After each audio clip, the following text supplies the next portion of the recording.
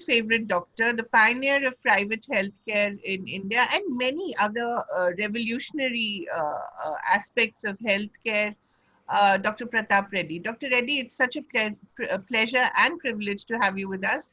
Thank you for agreeing. At a time when Chennai is also seeing a rise in cases, I'm sure you're extremely busy, but it's really good of you to join us. Um, Okay. I- yes. I'm very happy to be here, and especially seeing Prabhu Chawla. I know him for more than 40 years, and I've also known how he has grown in his profession. Right. And to be one of the foremost as a journalist, today the foremost editor, uh, analyst, and whatever. He's excelled himself in this, and we are proud of that. Great. And a lot of it, as we just discovered, is thanks to you. He gives you credit for it, for preventing, for diagnosing his condition early. Let's start with that, doctor. You know, how important has COVID made us realize how preventive medicine is really the key? You know, building your immunity, building your health is really the key to saving yourself from things like this. I think first, you mentioned COVID. Yeah. This is the word which has panicked everybody around the world. Right. It started in China, but come February, March, it spread around the world. India saw, the growth in February. March, we felt the disease, and today, it is on the minds of every single citizen around the world. Right. Either they are affected of COVID or they are afraid of COVID. Right. I think that panic situation has made more tremendous than its mortality. Right. First, this is a virus. This is a virus called coronavirus. Started in China way back in November, December. They did not give the full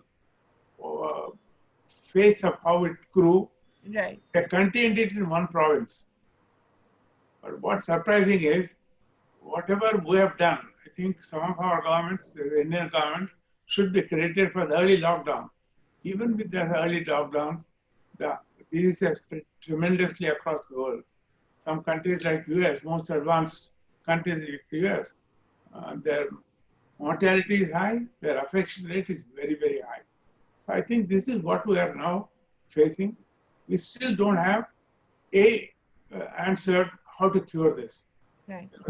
Any disease, if we say that we have conquered it, we should be able to say that we have found a medicine to arrest the disease, or find a vaccine to prevent the disease.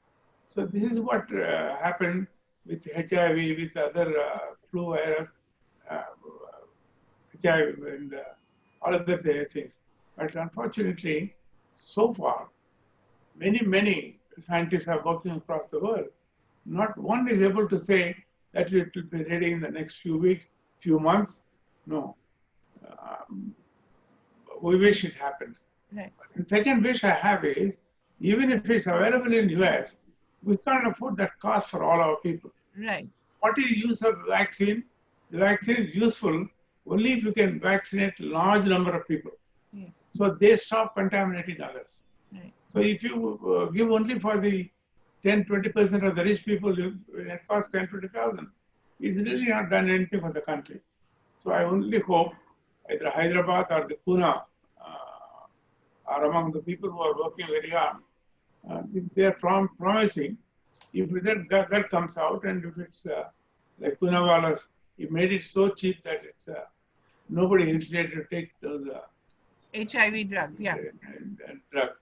Yeah. I think vaccines. Vaccine. I think that's what we need to make the whole difference.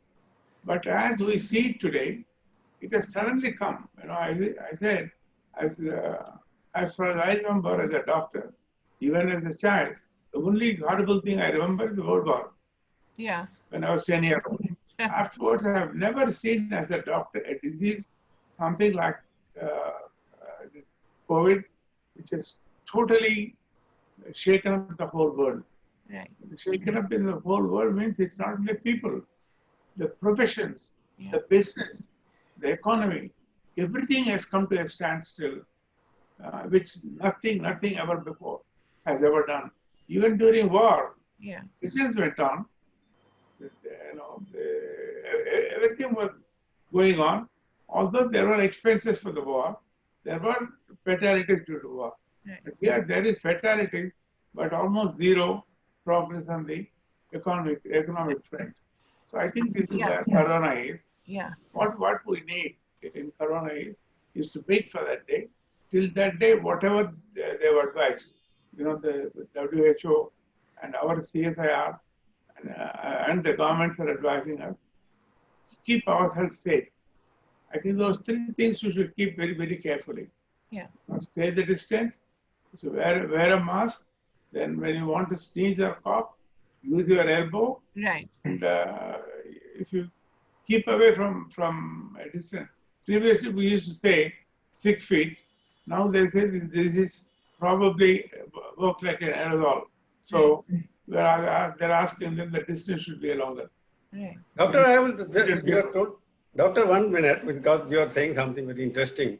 That there is unnecessary, the fear which you are expressing, Yeah. everybody is feared, everybody is paralyzed. Is it genuine or it is psychological? Yeah. It is psychological fever because they are seeing and hearing. If you look at the media, we don't see anything other than that. From morning till evening, the pictures of how many affected, and, how people died, and fortunately that numbers are not high in our country, but at least they show other countries how deaths are happening, how they are passing the marks from 2-digit to 3-digit to 4-digit to 5-digit. And this is where I think the panic is worse than the disease. Doctor, are you saying that numbers being given out by media also is unjustified? The way they present the media figures, they are also inflating the figure, not inflating, they are exaggerating the impact of COVID by giving the top line figures rather than the lively figures. I don't know. The analysis could have been better. It could have been a little more reassuring if they say the recovery rate in India is much higher. Correct. That gives people a little comfort. But it still don't take off. Then they hear yesterday, Amitabh Bachchan and his family is infected. Oh God, if he's affected, what about our poor families? So I think such things are making things a little more difficult to arrest the disease. But our effort should be continuously to do more and more tests and treat people in a systematic manner. Doctor, you are saying something, you are saying about the prevention. It's irony that we wish Bachchan family all the well, they will come back home very fast. I know it. They have been fighting in the past, they have won battles. But this is irony there. The person who was advertising every day how to prevent it, got it. There's a tragedy somewhere. The person who was, like you are talking, wash your hands, keep a distance. I'm sure the family must be doing all that. It means there's something else which gets you somewhere. What is that? Because that's the fear which is unknown. Because I don't want to come to my office knowing that something may happen. Though it is a disease which I know can be defeated if you have a willpower. But since you surrender yourself, you die or you become victim of it. So how you prevent when the person who's preaching everybody how to prevent it gets it, that puts a much more fear in the mind of the people. I think, as I said, this is what people got completely shaken up. The person who was advising people how to stay away from this disease, and when he got it and when his family got, people were shattered last night. I got so many calls, and our 24/7, we have an online call. I've got the maximum calls yesterday. Is it true first? And second thing, how could he get if he is observing all the. So I think there is very difficult to know that other individual who is talking to or meeting who has the disease. Till it becomes well advanced. If he's not coughing, if he's not sneezing, we won't know. Even if he had temperature, we won't know that. So I think that is the fear. So the only way to prevent this disease is to eradicate the disease first. Doctor, one thing I had not understood. He is asymptomatic. There's no symbol there. He's not coughing. He doesn't have a fear. He doesn't have a breathing problem. I'm not able to, as a doctor, you may be able to tell you. Then how is COVID positive? What are the other signs of COVID positive then, which are not visible? Now, first of all, it is a disease. Once you get the disease, that means if the germ entered into your system, it can, most often it is affecting the respiratory system, the lungs, the throat, the nasal cavity. This is the upper respiratory system symptoms it is showing. But it also affects every single organ, you know, and it aggravates the existing problem. This is where I think it's very, very important that people who have comorbidity, that means, you know, sometime later I'm going to talk about NCDs. If they have one of the NCDs, diabetes or heart or strokes or cancer or other infections like asthma, they are much more prone for this disease. The severity in them is high. If they recover, the recovery is also longer. And the mortality figures comparatively is very high with people with comorbidity. This is where I think people with comorbidity should take care of themselves. The unfortunate thing is because of this fear, they lost touch completely with their doctor. Yeah. They forgot going to this. I'll give you a simple thing on heart disease. On New Year's Eve, we had about 20 to 30 in our group with acute MI, mostly below 40 years. In the last 4 months, we probably would have got only about 20 acute MIs. We have now slowly started seeing patients who have had the attack and survived, and the angiogram showing the block, and then we are doing the plastic or the surgery. But for a long time, they did not want to go out, step out the house. They were afraid to talk to the doctor, to tell them these symptoms because the doctor will say, come to them. Right. This is where and if they want to go to the hospital, the police stopped them and they didn't have a conveyance. Right. This is why Apollo announced. I announced in May, early May, when I heard one of my patients could not reach the hospital because he didn't have a conveyance. I announced saying all Apollo ambulances and Apollo cars will be available for anybody in the cities where our hospitals are there. It's free for them. Night and day, the ambulances and which are up to June. Now that this is not seeing end in June, I'm going to say it should be free for them. Till August, October, they can call saying if they need for any emergency, they can call Apollo for an ambulance, 1066, or for a car. I think these are the reasons for which they did not come. And I think that is what has really contributed this huge problem, not to mitigate. We're not able to see a flat curve because more and more people with comorbidity are getting infected and reaching the hospitals. And even the morbidity figures, although India should be proud that our mortality figures are much lower than the rest of the world, it could be even lower if we had only looked after the comorbidity. Doctor, may I quickly ask one question here? Do you think that our focus on non-communicable diseases over the years has led to this situation? Given that communicable diseases are now staring us in the face, do you think that our healthcare system was geared wrongly? I'm happy for you ask that question about non-communicable diseases. I think this is one disease which actually means 5 problems. Yeah. Diabetes.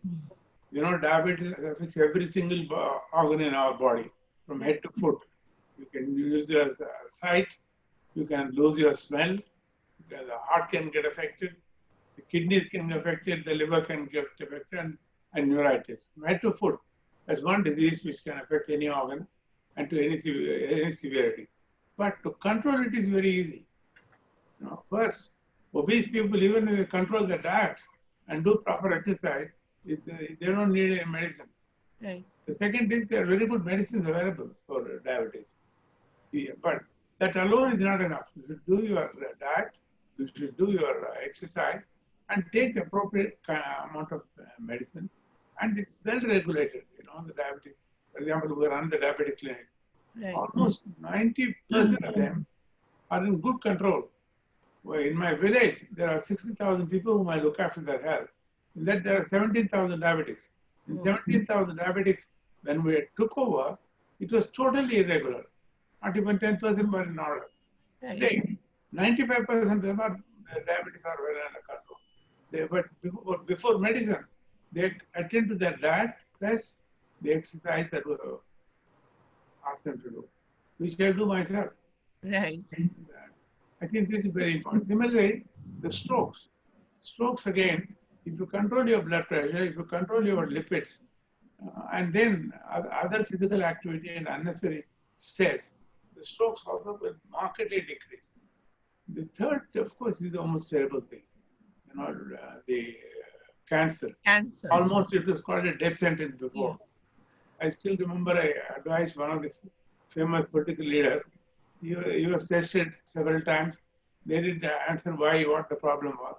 He came to Chennai and asked him to have a checkup. In the checkup, we found out that he had a tumor in the right kidney. So when he came to, after finishing the test, I called him to my room and said, "You have a bad thing and a good thing. What shall I tell? Tell the stupid bad thing first." I said, "You have got cancer in the right kidney." Then said, "What is it, the good thing that you're going to say? How many days I live?" I said, "No, I'm going to say that you will be completely cured." Right.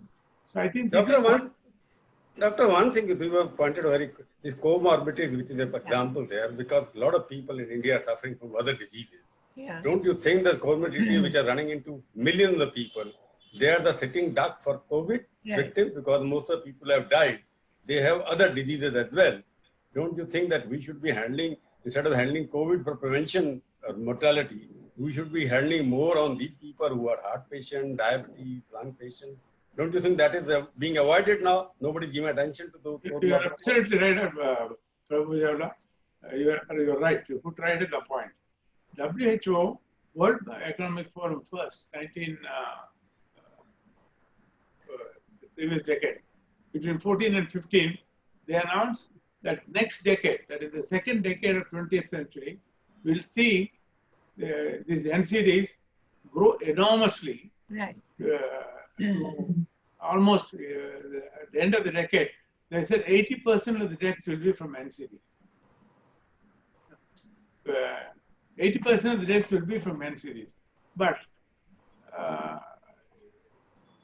what are the NCDs? I told you, the 5 things. Yeah. And they have also said that the cost burden for the World Economic Forum said the cost burden for the world will be $30 trillion. And if you for India, it is going to be $4 trillion. You know, $4 trillion by 2020 is going to be 50% of the GDP. All that we are all asking the government is that our GDP on healthcare should go up. Government should spend anywhere from 3 to 5%. Public should spend 5 to 7%. Then 10% at least. You know, if you spend, we can enjoy good health. They don't understand the reality of if you control our comorbidities, you know, the NCDs, the advantage for the country, you know, again, World Economic Forum has put it, Harvard study has also pointed out saying the GDP growth will be 15% if you remove these NCDs. Burden of NCDs if it is removed. Because why we are stressing so much on NCDs? Because they are all preventable. Right. And especially with today's, when Prabhu Chawla had that checkup those days, I called it master checkup. That was the first checkup in the world when we started. Today, with advanced tools that are available with us, with artificial intelligence available with us, and because we had done these numbers, we have done over 22 million health checkups. Because of this, and Government of India also gave us a stamp for the health checkups that we have done, the largest number in the world. Using artificial intelligence, we have now made a precise health check. You know, it is individualized, personalized, precise health check, which suppose I take blood from 5 people for a checkup, the test done on them will be totally different because artificial intelligence is going to say from your history and from your physical findings what exactly need to be checked. So with this, we can find out the state of his health, and if we can find the state of his health, we can completely moderate it. I told you all the 5 diseases, including cancer, is today, 3 years ago, when we had the international conference, more than 200 international faculty were there, more than 2,000 delegates were there. In there, they announced saying, cancer is conquerable. Yes. That is the symbol we use on our cancer hospital today. But last conference, when we inaugurated our proton center, when we have one of the finest proton hospitals in the world, in Chennai. They at the inaugurations of that time, they had a conference and then said cancer is now curable. But they added the word, if detected early. Right. If you detect cancers early, stage 1, stage 2, again I go back to my village. I hope Prabhu Chawla comes one day to my village and sees how a village can be healthy. In that 60,000 people, I say there's no cancer. It's not that there's no cancer. We detect it early. We detect them at stage 1, stage 2. So they are operated and cured. So they're living a normal life. But in the beginning, when we took them 7 years ago, we found 6 cancers. Right. But it was too late. Right. Today, after regularly checking them up, pick up early enough and do this. So NCDs has a great role to play in human health, in the global health, and in the national health. In the national health, because the people will be healthy, their productivity will be much better. Every corporate must realize this, that the corporate must say, if I keep my people healthy, their productivity will be much higher. So I think, and they've also given the figure, if people are healthy by preventing disease, the GDP growth will be more than 15%. So if our GDP is 10, if it grows another 1.5% by spending so little, and so little time. Doctor, I'll just interrupt you, sorry here. You have spoken about 3 to 5% of GDP should be spent on healthcare. They are not spending on education also. India has been much far behind on healthcare. But you are the first pioneer person in the country to start insurance linked medical in the early 80s. And it has not progressed that much, but later on private people have come and you are into insurance as well. But there is no indication that private sector in India is more profit making rather than healthcare. They are caring for their own health rather than the general care. That is the allegation which is happening, that private care, healthcare is becoming very, very expensive, keeping the people middle level or poor fellow out of the private care, and the public healthcare is very poor. So how do you resolve this issue? And when the allegation against the private sector? I think you spoke like all other people. So I'm not surprised. Blaming saying private healthcare is very expensive. Nobody else tells. I told this example. If you have coffee in a 3-star hotel, it's 5 rupees. If you go to a 2-star hotel, it's 15 rupees.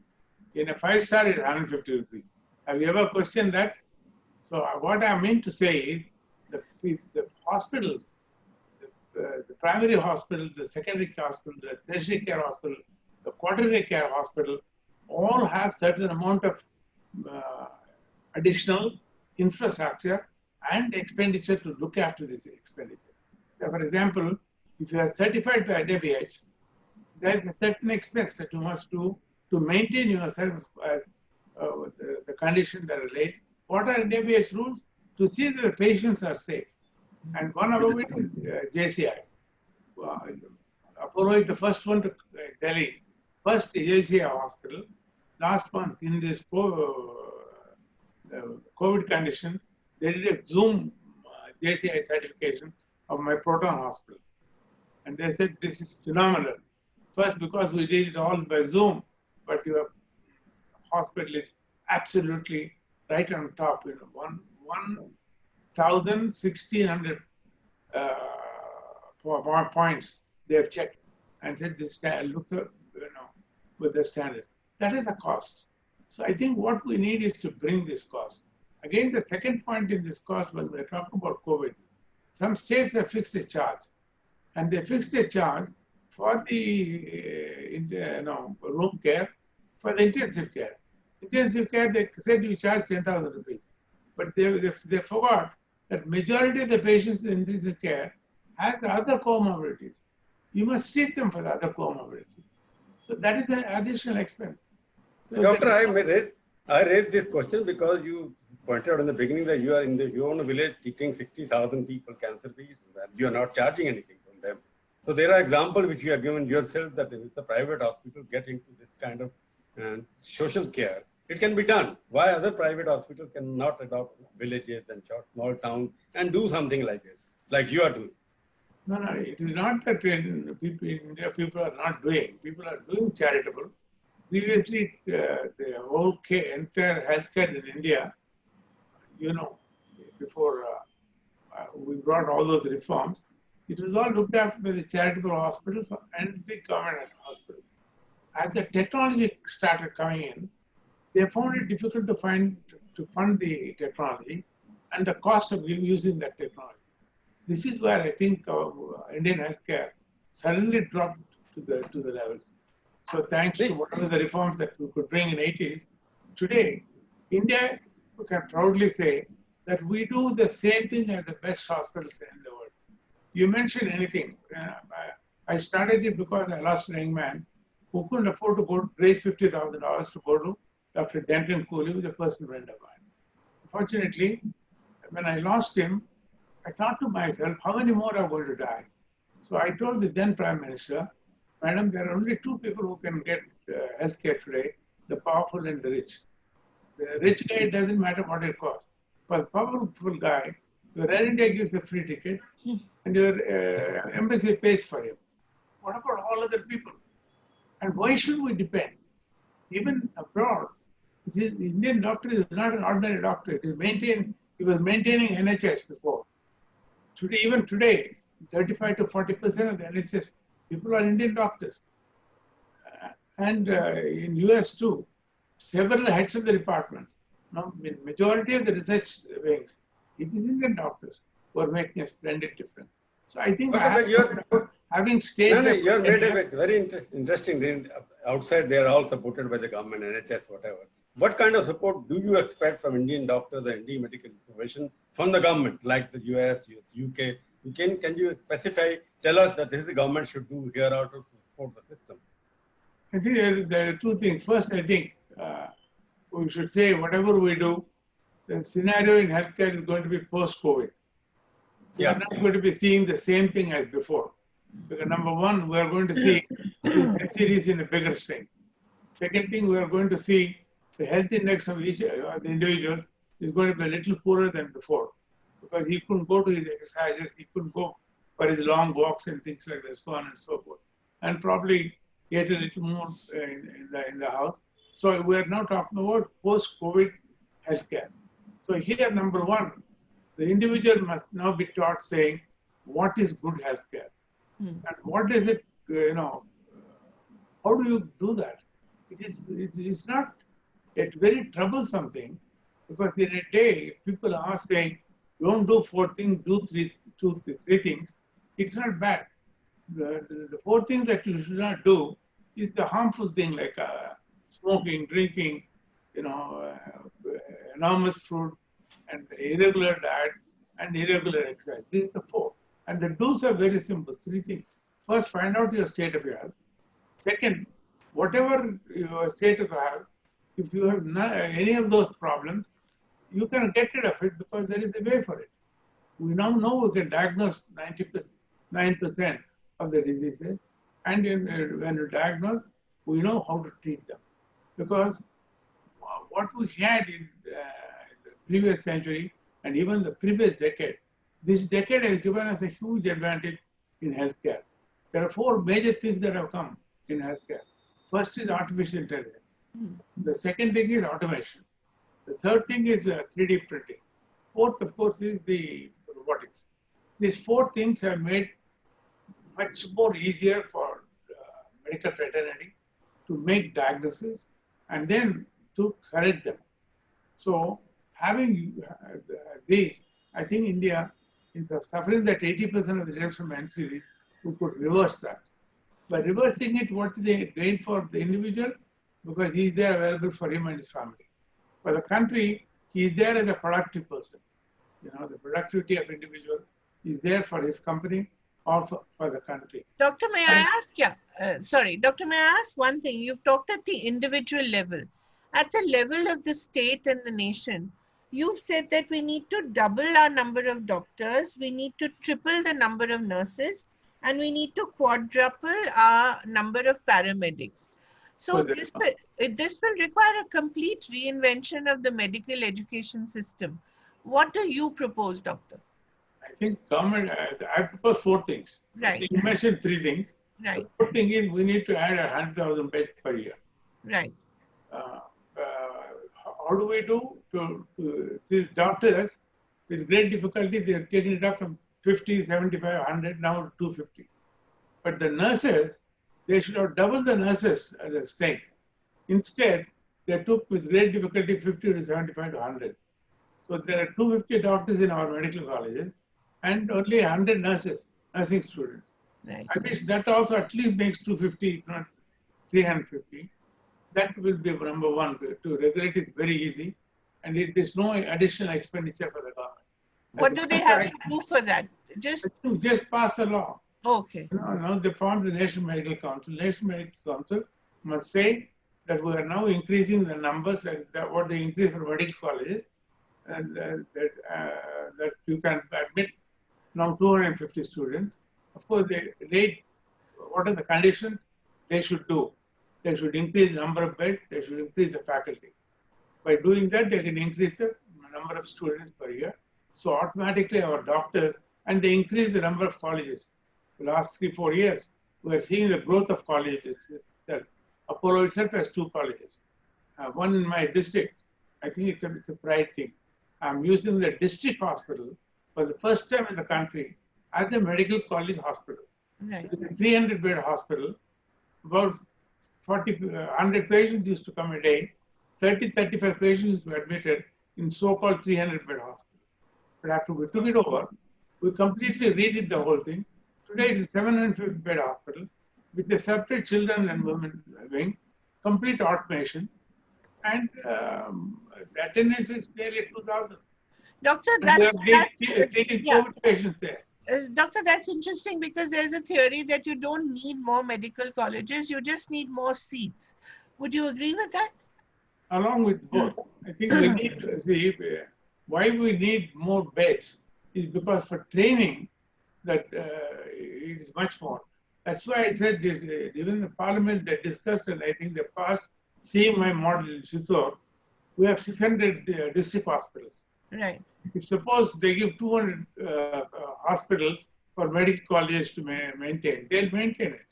Right. And with very little support to government, we are treating so many patients there. So patients get good treatment, number 1.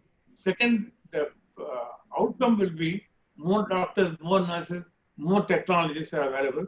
But it's not only for us. There's a huge advantage in training healthcare people. If we train them, India can use them. Other countries are desperate.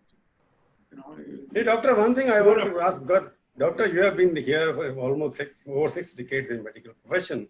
Who is responsible for underestimating the healthcare workers or doctor numbers in this country?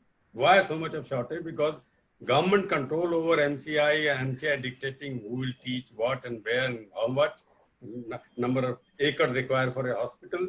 Why this underestimation on the part of Indian authority that we are now suffering for shortage of doctors, nurses, and everything else? So, you are giving your duty to me. I can never question government.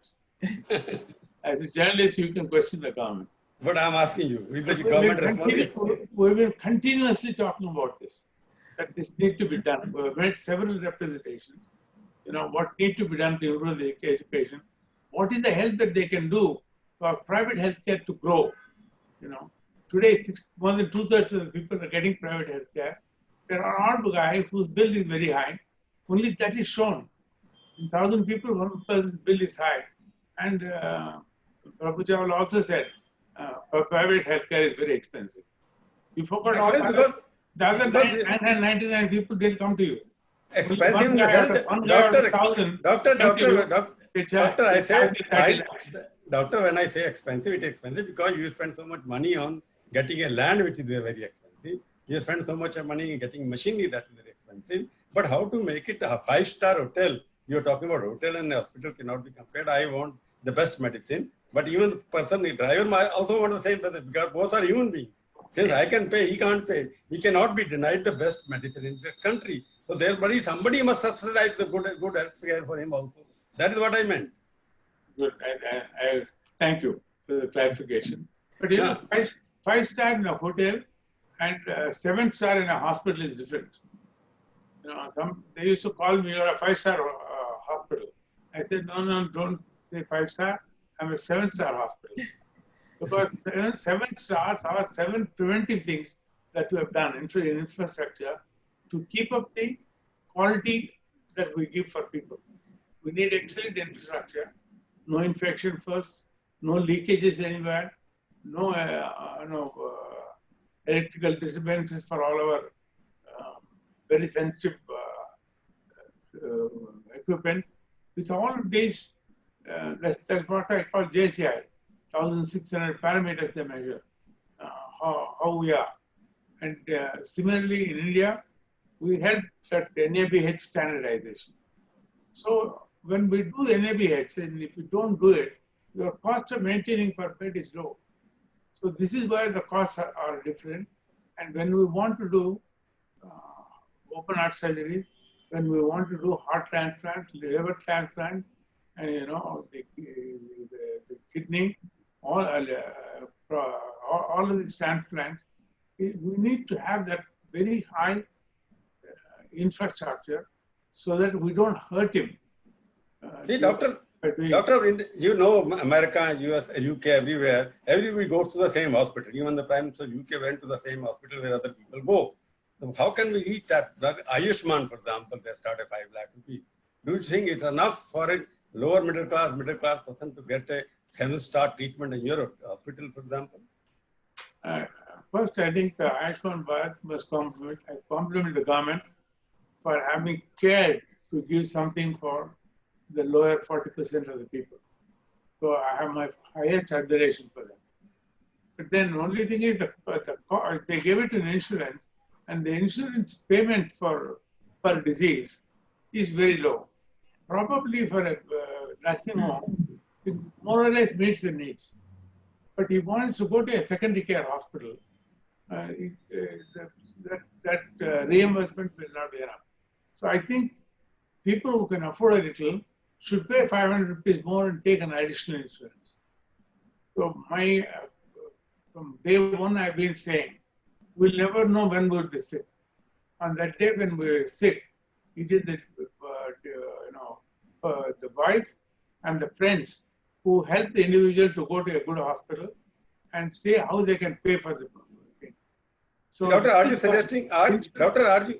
suggesting that they should increase some money in the Ayushman scheme to make it a little more attractive for the private hospitals to treat patients from the poor families?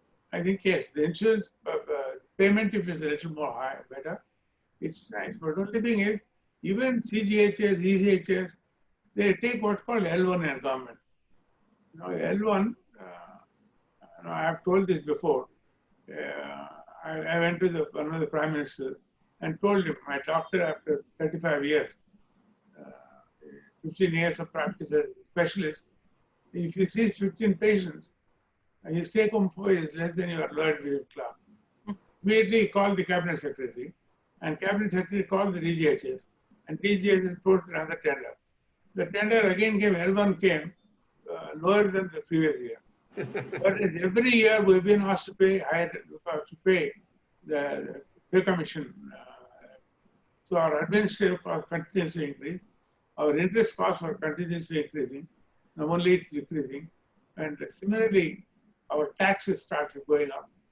So all of it, and we need to pay people to stay. Now the diesel and petrol is going up. I must pay my people in 14%, probably 15% increment every alternate year. So I think continuously costs are going up. That should be also taken care of in an automatic way. for healthcare, if they do help us, and if healthcare plays an important role, it can play a very major role in the health of the nation. Whether it's private or public, I mean both. Public healthcare has shown great work this time in COVID era. So if Doctor, there is combined together. There is another issue, doctor. People are talking about too much of regulatory system in the country. You have ICMR, which takes many years, set around medicines, generic problem, they don't decide, pricing by the ministry, and you have got Medical Council of India, which delays everything, opening on new seats or giving new color. Don't you think these bodies should be abolished? Something else, much more practical should be there? Abolish ICMR, abolish MCI. MCI is abolished and put in new that is the same thing. It's in the new avatar, basically. Job is the same. So, I agree, but I think what is needed is it should be taken when you take a decision, you must take it together. All the players, the stakeholders, together to be called, and then only whatever we want will succeed. And the success in healthcare has two major advantages. Number one, keeping people alive and well. And second, improving the revenue of the country. Revenue by way of the GDP, revenue by way of international patients coming to India. Korea was nowhere. It was Thailand which was getting first medical tourism. Next, Korea went and every single embassy of theirs took it as a challenge and advertised medical tourism in Korea. Then Malaysia, Singapore, and Germany. But in India, we were getting nearly 100 patients. The normal patient traveler to India spends about 2,000 rupees. But the medical traveler will spend $20,000. And along with it, we are talking more and more recognition of Indian systems of medicine, Ayush. If they also take that as a rehab thing, and they'll spend another 20,000 rupees there. So I think there's a tremendous value in promoting health tourism in the country. Number one, it will first increase our own healthcare systems. Number two, it will attract. Number three, it will get a good name for the country. I got treated in India. It's a great thing. When I started this proton center, one of the finest in the world, proton, which I have started in Chennai, the first 100 patients, 43 patients from overseas. But, so but sir, in these COVID times, what is the future of health tourism with people so fearful of flying? Isn't that declining? This of course, there is no way. Yeah. There's not even an airline to travel. Yeah. Now, the few people from within the country, they have to come to us. They are coming by air ambulance. Two of our patients came with permission with air ambulance. One came from Malaysia, again special permission, because he was an Indian. He was allowed. But, see, doctor, do you think there is a need for improving the regulatory system in this country? Because there are so many allegations, right or wrong, I'm not getting into it. Then MNCs are deciding what medicine will be available here. People are putting pressure, what kind of, you can have vaccine or not, Indian vaccine or foreign vaccine. So don't you think that we must review our regulatory system and there should be autonomy, all stakeholder professionals should be more involved in the decision-making process than we are at the moment? I think the idea is excellent. I think if we do that, the results are going to be coming back to us. If we improve the systems and the hospitals become better and more number of doctors and all are there, the advantage is automatically for the people in the country. We'll get better health for people. And as I said, better health also is going to increase the revenue for the government. So, and if they also encourage medical tourism, it's a huge point. And rightfully so, we can claim that spot because nowhere in India today, majority of the nurses are going for Philippines. How many they can send? They can send 5,000 nurses, 7,000 nurses. But India can send 100,000 nurses. If we train more, if we double, triple our nurses, we will have sufficient nurses for ourselves, sufficient doctors for ourselves. We can just send them out of the country. So this again is an indirect income plus a prestige for us. So when you go to UK, any institution go to UK or US, they respect you as Indian doctor. They respect us because our contribution to healthcare in those countries is very significant for Indian doctors and Indian nurses. Is it, Doctor, doctor? yeah, sorry. Just a minute. Yeah. The topic, for example, Kaveri and both of you suggested reimagining healthcare delivery. In that telemedicine part of the delivery system Yeah. also, because now it is happening post-COVID. Nobody wants. I don't want to go to the hospital for any test even. For example, if I have, normally I used to do a And test home care, And Mr. home care. Chawla. Yeah, that's right. Both. For Yeah. example, I used to get my blood tests done for every 3 months. For 4 months, I have not done it. I am afraid Right. of the needle going into my system, and I don't know what will happen. So how you prevent this kind of thing? Because I can't get my blood test done. I'll send you Apollo diagnostic people. They will take it without any pain. Because the question And is give you how the- you deliver this after And give you the, no, they'll come home and take it, and they'll give you the result onto your phone in 3 hours. No, but they will put a needle in my system, anyway, to take the blood out. It won't hurt you. Anyway, what is the future? What is the future of home delivery of healthcare? Yeah. How do you I imagine? think technology has made a very significant difference. You must have heard of Apollo 24/7, Yeah. which we started only about 6-8 weeks now since we started. We never thought of COVID, but that was getting prepared. So we launched it in mid-February. Already more than 3 million people have used it. And along with it, we also launched telemedicine. Telemedicine, we are the first in the world to have started the satellite telemedicine. Way back in 2002, when Bill Clinton, then President of the United States, when he visited India, I connected my village hospital with all Apollo hospitals, and he watched it near the function, and he saw one of the girls, a 13-year-old girl, being examined from my village, and the doctor is at Hyderabad. The doctor told the mother of the child, saying, "Your daughter is a hole in the heart. During vacation, send the child to us.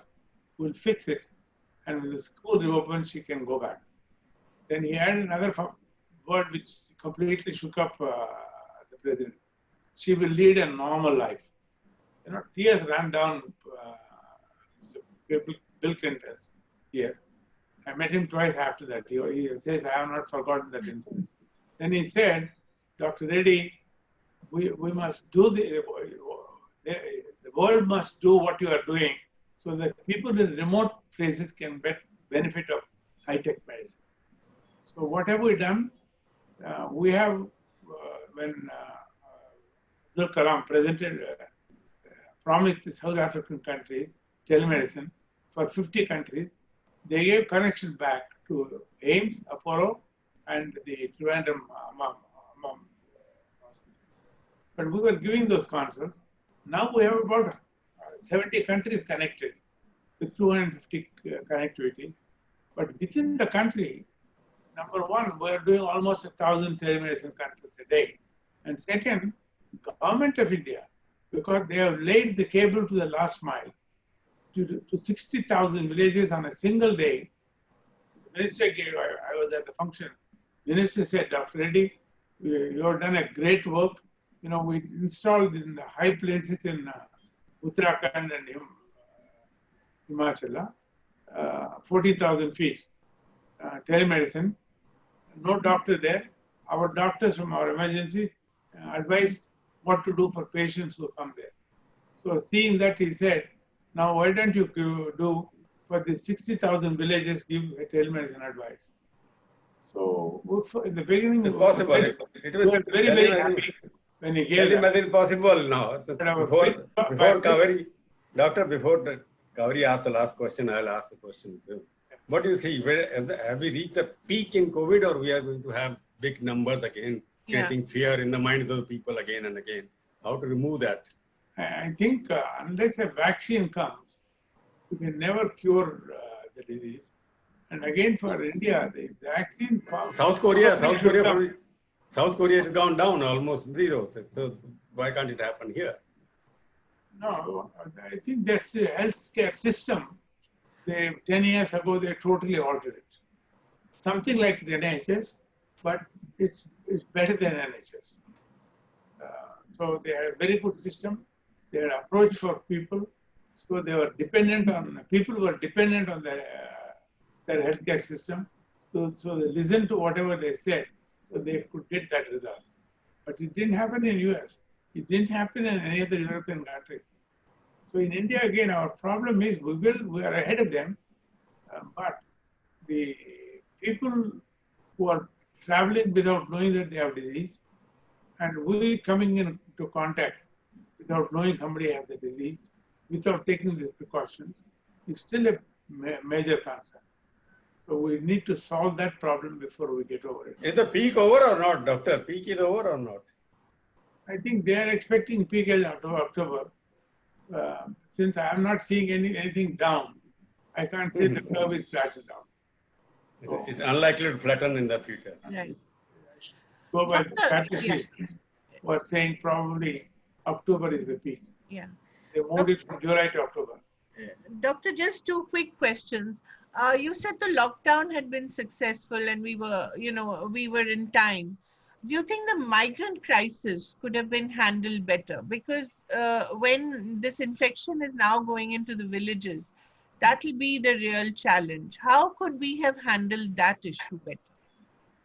I think that is the problem. The real problem that we now have is them.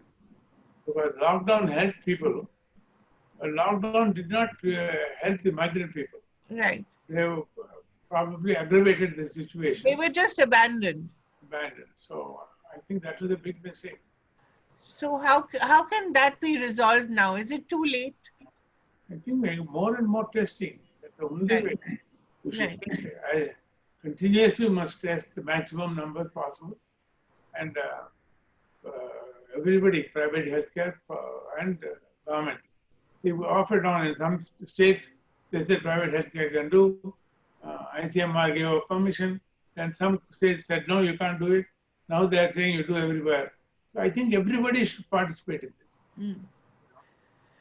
And doctor, just one last thing. What is the one thing that you'd like to see change in your lifetime to cope with the increasing probability of viruses like COVID happening almost every year, as people are suggesting?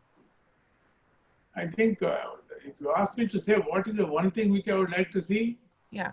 to see that India should be proud to move away from curing disease from preventing disease. Right. Okay. Should move to Prevention the best. Prevention the best cure. that prevention is the best cure because you save costs and you earn more money because of that productivity.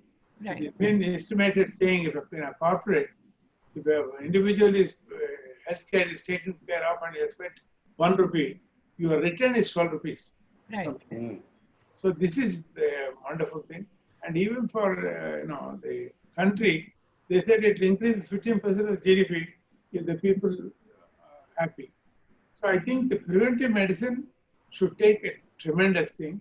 This is why they did a Ayushman Bharat, and if only the government of India implements 150,000 wellness centers, Right. it'll totally translate the health of Indians. And do you feel the wellness center should be in the private sector or in the public sector? In both. I think they have opened it now, but they're asking Andhra. So they have given us some centers. Some states have given some centers for us to manage their centers. Right. I think there should not, the word private and public should go. Right. We should have one meaning. We should be able to give our people good health. And that good health is preventive. At a good cost, doctor. At a reasonable cost. That's the most important thing as well, right? I don't know if you ever asked to check into your room, what is the cost of your room?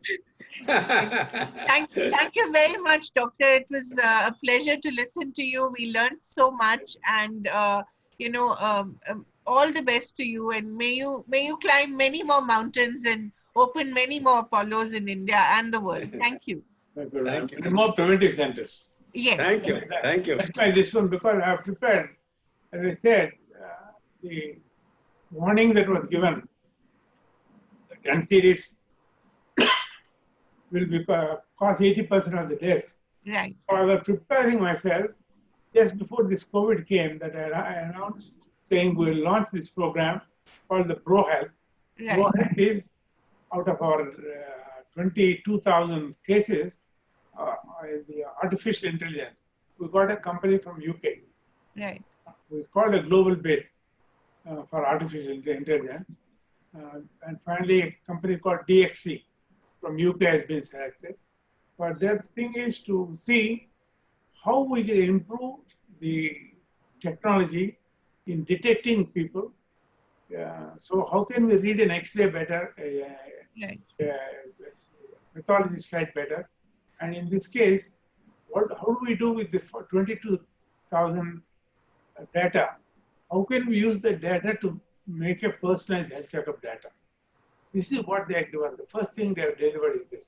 Second thing they are delivering is from the time 24/7 call, the moment you answer the call, and if you need help, they will connect you through. They'll connect you to a hospital or a clinic and to the doctor, and your care is given by them, and their care also is monitored by the 24/7 through this artificial intelligence. It's gone a lot, I think. Automation is going to make tremendous sense. Right. This automation is, we have put one on,